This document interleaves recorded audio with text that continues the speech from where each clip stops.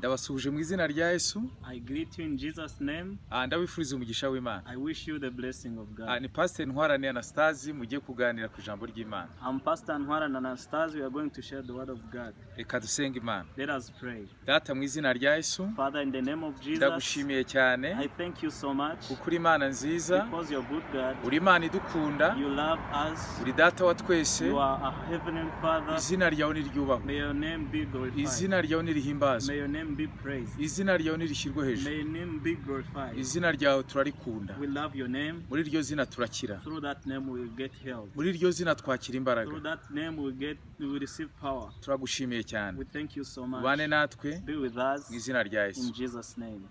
Tugiye kuganira rero ku ijambo ry'Imana rivuga uburyo Imana idukunda. We are going to share the word of God which talks about how God loves us. N'uburyo natwe twakakira urwo rukundo tukarukunda abandi. And the way we have to receive this love so that we may share it to others. Kuko twabonye ko muri iyi si ubukene bukomeye buhari ni urukundo. Because we have seen that one of the most things that the earth is lacking is love.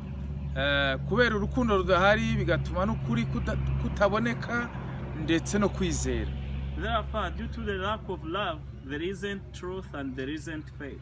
Ariko iyo twakira urukundo rw'Imana twakira ukuri kw'Imana no kwizera. But when we receive the love of God, we also receive His truth and His faith. Rero tugiye gukomeza tureba uburyo twakakira urwo rukundo. So we are going to continue to look at how we can receive this love.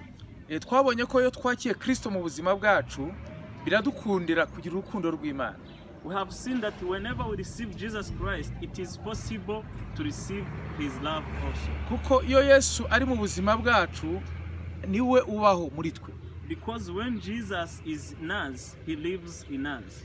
No kuvuga ngo dutangira kugira imitekerereze nk'iya Kristo. So this means that our thinking, the way of thinking is godly.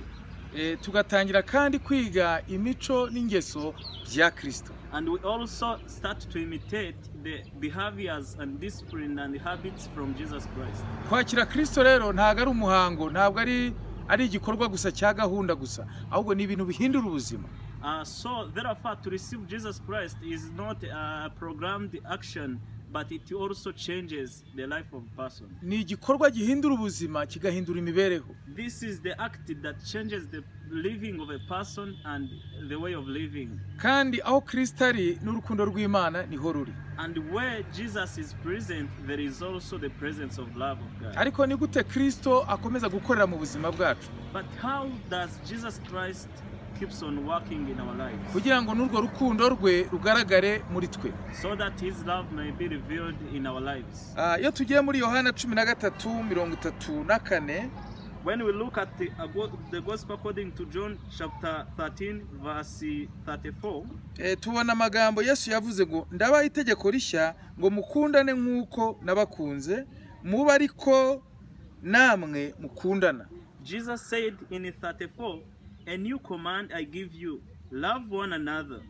As I have loved you, so must love one another. Yesu aravuga ngo ndabaha itegeko rishya. Jesus said that I give you a new command.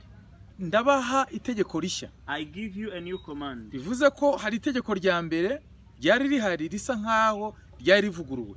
So this means that there was a previous command that was being renewed. Itegeko rya mbere riravuga ngo kunda mugenzi wawe nkuko wikunda. The previous command said that love your neighbor as you love yourself. Ariko itegeko rishya mukunde nkuko Yesu yagukunze. But the new command is telling us that love your neighbor as Jesus loved you.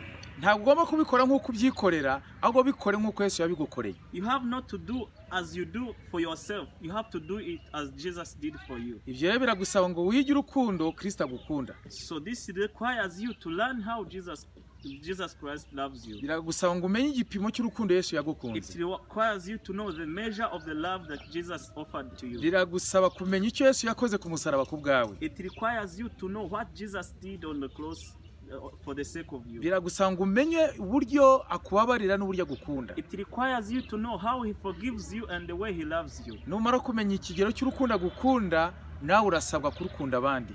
When you've got to know the measure of the love he loves you, you will be able to give that love to others. iryo rero ni itegeko rishya.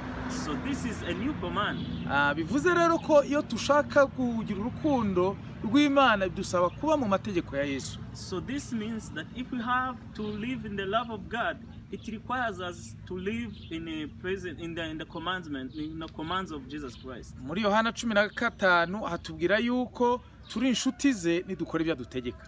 In John chapter 15 it tells that we are his friends, we are Jesus' friends if we implement his commands. Rero urukundo rwe ruguma muri twe mu gihe amategeko ye ijambo rye rigumye muri twe. So his love keeps being in us when his commands and his word remains in us. Imana ibaho umugisha. May God bless you. Urukundo rwa Kristo, may the love of Jesus Christ, urukundo rw'Imana, may the love of God rube mu buzima bwanyu. be upon your lives. Nta kintu kiryoha nk'urukundo rwa Kristo. Nothing delicious like the love of Jesus Christ. Tubifurije kuba muri urwo We rukundo. wish you to live in that love Twakira ijambo rye as we receive the love, the word ritura of muri God, twebwe as it reigns in us. mu izina rya In Yesu. Jesus' name. Data aho umugisha abana bawe, Father, bless your people. bahe kuba mu rukundo rwawe, Give them to live in your bahe love. kuba mu ijambo ryawe Give them to live in your word.